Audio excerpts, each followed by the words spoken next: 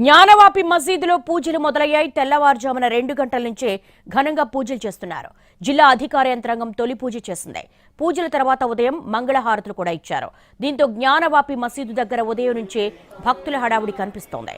పూజలకు అనుమతిస్తూ వారణాసి జిల్లా కోర్టు ఆదేశాలు ఇవ్వడంతో జ్ఞానవాపి ప్రాంతంలో పటిష్టమైన భద్రతా ఏర్పాట్లు చేశారు. నిన్న రాత్రి 9 గంటల తర్వాత కాశీ విశ్వనాథ్ ఆలయం ద్వారం గుండా కాంప్లెక్స్ లోకి ప్రవేశించారు అధికారులు.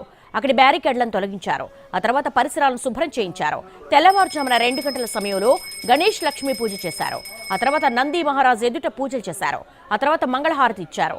మంగళ వాయిద్యాలతో శబ్దాలు చేస్తూ దీపాలు వెలిగించారు.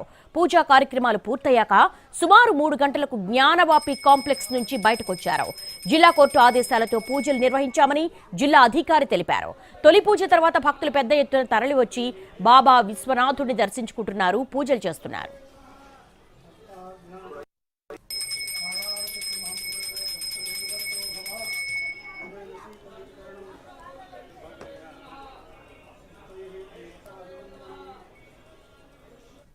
జ్ఞానవాపి మసీదులో పూజలు మొదలయ్యాయి. తెల్లవారుజామున 2 గంటల నుంచి ఘనంగా పూజలు చేస్తున్నారు.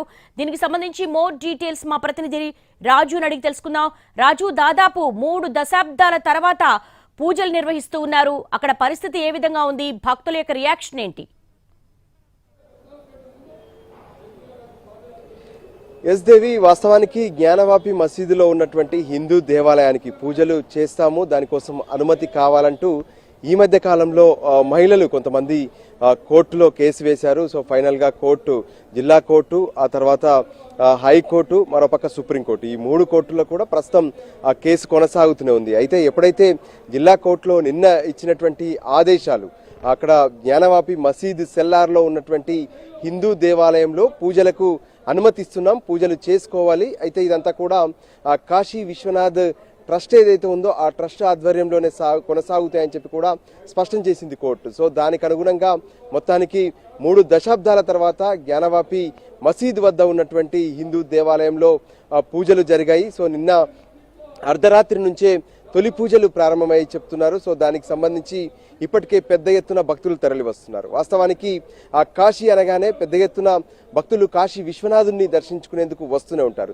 సో కాశీ విశ్వనాథుడి టెంపుల్కు ఎగ్జాక్ట్లీ ఆపోజిట్గా ఉంటుంది. సో కాశీ విశ్వనాథ్ టెంపుల్ ముందున్నటువంటి నందీశ్వరుడు చూసేటటువంటి ద్వారమే జ్ఞానవాపి మసీద్ ద్వారంగా ఉంటుంది. సో ఇప్పుడు ఆ ద్వారం వద్దే పూజలు జరుగుతున్నాయి. సో మొత్తానికి హిందువులంతా కూడా ఎంతో సంతోషంగా కనిపిస్తున్నారు. ఇప్పటికే ఏదైతే అయోధ్యలో రామ మందిర నిర్మాణం పూర్తయింది. సో ఇప్పుడు మళ్ళీ ఇక్కడ ఈ విధంగానైతే వారణాసిలో జరిగేటటువంటి జ్ఞానవాపి మసీద్ వద్ద హిందూ దేవుళ్లకు జరుగుతున్నటువంటి పూజలు, దాంతో పెద్ద ఎత్తున భక్తులైతే వచ్చి ప్రార్థనలు చేస్తూనే ఉన్నారు, పూజలు చేస్తూనే ఉన్నారు.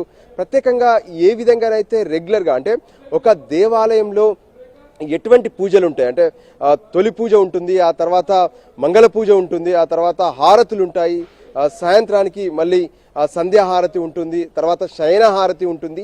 సో ఏదైతే ప్రోటోకాల్, పూజా విధానంలో ఉండేటటువంటి ప్రోటోకాల్స్ ఏవైతే ఉంటాయో దానికి అనుగుణంగా ఇక వారణాసిలో ఉన్నటువంటి జ్ఞానవాపి మసీదులో పూజలు ప్రారంభమయ్యాయి. అయితే అక్కడ ఉన్నటువంటి కొంత ప్రత్యేక పరిస్థితుల్లో ప్రత్యేకమైనటువంటి బందోబస్తును కూడా ఏర్పాటు చేశారు. సిఆర్పిఎఫ్ పోలీసులతో పాటు స్థానిక పోలీసులు సైతం ప్రత్యేక నిఘాను ఏర్పాటు చేశారు. ఎక్కడ ఎటువంటి అవాంఛనీయ ఘటనలు జరగకుండా మాత్రం ఆ పోలీసులు పూర్తి స్థాయిలో బందోబస్తు ఏర్పాటు చేశారు.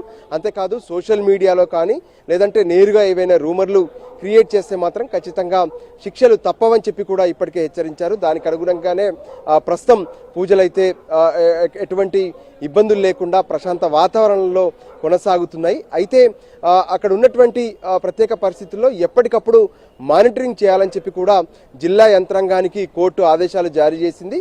సో దానికి అనుగుణంగానే ఇరువైపులా కూడా ఎవరికి ఎటువంటి ఇబ్బందులు తలెత్తకుండా, ఎటువంటి ఘటనలు తలెత్తకుండా చూసుకోవాల్సినటువంటి బాధ్యత పోలీసులకు అప్పగించారు. జిల్లా యంత్రాంగం ఎప్పటికప్పుడు అక్కడ మానిటరింగ్ చేస్తుంది. కానీ సుప్రీంకోర్టును ఆశ్రయించింది కదా బేస్మెంట్ లో పూజలు నిర్వహించొద్దని, అదే తెల్లవారుజామున సుప్రీంకోర్టులో పిటిషన్ వేసింది.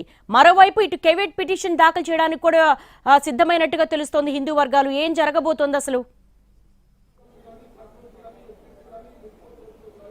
ఎస్, వాస్తవానికి జ్ఞానవాపి మసీదుకు సంబంధించినటువంటి చరిత్ర విషయంలోనే మనకు ఒక స్పష్టత ఉంది. అంటే మొదటి నుంచి హిందువులు చెప్తుందల్లా ఒకటే, అంటే మొదట అక్కడ ఏ విధంగానైతే బోలా విశ్వనాథ్ ఉన్నారో, సో విశ్వనాథ్ మందిర్ను కూల్చి ఆ తర్వాత మసీద్ కట్టారు. కానీ హిందూ దేవాలయానికి సంబంధించినటువంటి పూర్తి ఆనవాళ్ళు ఉన్నాయి అని స్పష్టం చేశారు. సో దానికి అనుగుణంగానే కోర్టులలో ఎన్నో రోజులుగా జరుగుతున్నటువంటి కేసుల్లో సైతం తమ వాదనలు వినిపించారు. ఈ మధ్య కాలంలోనే కార్బన్ రిపోర్ట్ ఏదైతే ఉందో, అంటే అక్కడ ఉన్నటువంటి పూర్తి స్థాయిలో ఆధారాలు ఏంటి అనే దానికి సంబంధించినటువంటి ఒక రిపోర్ట్ పైన కూడా ఒక ప్రత్యేకంగా కోర్టుకు నివేదిక అందింది. సో ఆ తర్వాతనే జిల్లా కోర్టు ఈ నిర్ణయం తీసుకుంది. అయితే ఏదైతే జిల్లా కోర్టు ఇచ్చినటువంటి తీర్పుకు వ్యతిరేకంగా పైకోర్టుకు వెళ్లేందుకు జ్ఞానవాపి మసీదుకి సంబంధించినటువంటి కమిటీ ఇప్పటికే అటు ప్రయత్నాలు చేస్తూనే ఉంది.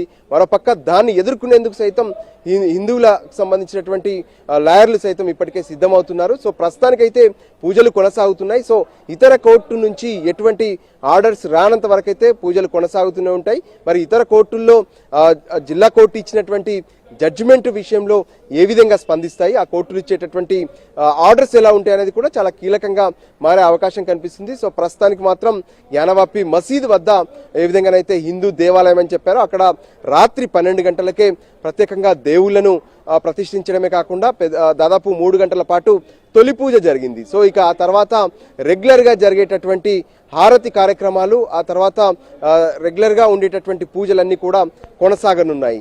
దేవి, all right Raju, thanks for the live updates. దాదాపు 31 ఏళ్ల తర్వాత జ్ఞానవాపి బేస్మెంట్ లో పూజలు నిర్వహిస్తూ ఉన్నారు. అయితే ఇటు రెండు వర్గాలు కూడా సుప్రీంకోర్టును ఆశ్రయించాయి.